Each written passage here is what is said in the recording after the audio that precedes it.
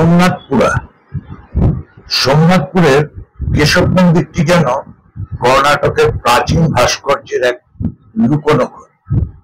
মন্দিরের গোপুরমে রাখা একটি প্রস্তরলিপি থেকে জানা যায়, কাবেরী নদীর তীরে 1258 সালে রাজা তৃতীয় নরসিংহের আমলে এই মন্দির নির্মাণ শুরু হয়।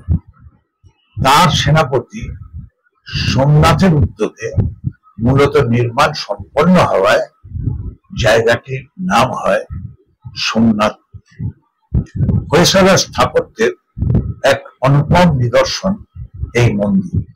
আয়তনের দিক থেকে মন্দিরটি খুব একটা বড় না হলেও মন্দির গাত্রের ভাস্কর্য দেখলে অবাক হতে হয়।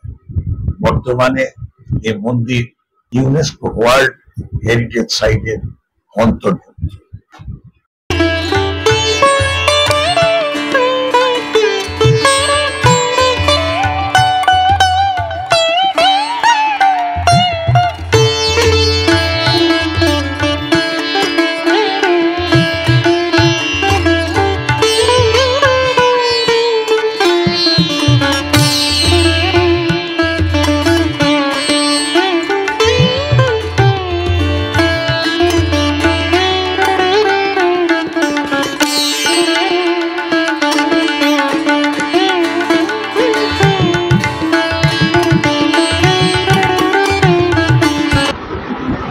ম্যাঙ্গালোর থেকে 137 কিলোমিটার দূরে এবং মহীশূর থেকে মাত্র 38 কিলোমিটার দূরে এর অবস্থান।